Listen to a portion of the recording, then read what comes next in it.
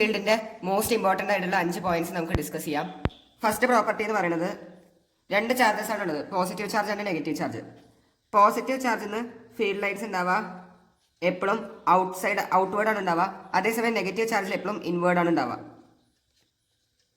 Field lines എപ്പോഴും positive ചാർജിൽ തുടങ്ങിയിട്ട് നെഗറ്റീവ് ചാർജിൽ പോയിട്ട് അവസാനിക്കുകയാണ് ചെയ്യുക. പോസിറ്റീവ് ചാർജിൽ തുടങ്ങും, നെഗറ്റീവ് ചാർജിൽ പോയിട്ട് അവസാനിക്കും. പോസിറ്റീവ് ചാർജിൽ തുടങ്ങും, നെഗറ്റീവ് ചാർജിൽ പോയിട്ട് എന്താണ് ചെയ്യുക, അവസാനിക്കുകയാണ് ചെയ്യുക. സോ അതാണ് first point. Electric field lines originate from positive charge and terminate in negative charge. രണ്ടാമത്തെ പോയിന്റ് എന്ന് പറയുന്നത് അവരൊരിക്കലും ക്ലോസ്ഡ് ലൂപ്പ് ഫോം ചെയ്യില്ല. They do not form closed loop. അതായത് ഇതൊരു പോസിറ്റീവ് ചാർജ്, ഇതൊരു നെഗറ്റീവ് ചാർജ്. പോസിറ്റീവ് ചാർജിൽ നിന്ന് നെഗറ്റീവ് ചാർജിലേക്ക് ഇലക്ട്രിക് ഫീൽഡ് ലൈൻസ് പോകും. പക്ഷെ ഒരിക്കലും നെഗറ്റീവ് ചാർജിൽ നിന്ന് പോസിറ്റീവ് ചാർജിലേക്ക് എന്ത് ചെയ്യില്ല, ഫീൽഡ് ലൈൻസ് ഒരിക്കലും പോവില്ല. ഇത് പോസിബിൾ അല്ല, ഇത് പോസിബിൾ ആണ് അല്ലേ.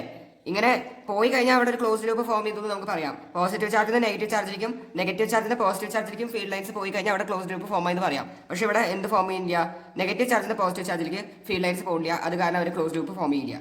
മൂന്നാമത്തെ പോയിന്റ് എന്ന് പറയുന്നത് number of field lines from or to a charge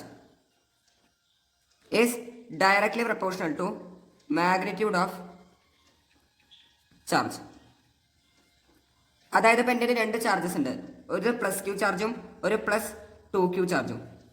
plus Q ചാർജിന് രണ്ട് ഫീൽഡ് ലൈൻസ് പുറത്തേക്ക് വന്നു വിചാരിക്കാം.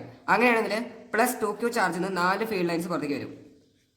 ചാർജ് ഇവിടെ എന്ത് ചെയ്തിരിക്കുകയാണ്, ഡബിൾ ചെയ്തിരിക്കുകയാണ്. അതേപോലെ തന്നെ എന്തും ഡബിൾ ആവും, നമ്പർ ഓഫ് ഫീൽഡ് ലൈൻസും ഡബിൾ ആവും. അതാണ് മൂന്നാമത്തെ പ്രോപ്പർട്ടി ആയിട്ട് പറഞ്ഞിട്ടുള്ളത്. നാലാമത്തെ പ്രോപ്പർട്ടിയിൽ പറഞ്ഞിട്ടുള്ളത് ഒരു കണ്ടക്ടർ ആ കണ്ടക്ടർ കൂടെ ഉള്ള നെറ്റ് ഇലക്ട്രിക് ഫീൽഡ് 0 ആയിരിക്കും ഉണ്ടാവുക. അതായത് the net electric field inside any conductor is 0. അഞ്ചാമത്തെ പ്രോപ്പർട്ടി എന്താ വെച്ചാൽ പാരലൽ ഇക്വിസ്പേസ്ഡ് ആയിട്ടുള്ള ഫീൽഡ് ലൈൻസ് അത് യൂണിഫോം ഇലക്ട്രിക് ഫീൽഡിനെയാണ് റെപ്രസെന്റ് ചെയ്യുക. Parallel equispaced field lines represent uniform electric field. എല്ലാവർക്കും ഈ 5 പോയിന്റ് എല്ലാവർക്കും മനസ്സിലായെന്ന് വിചാരിക്കുന്നു.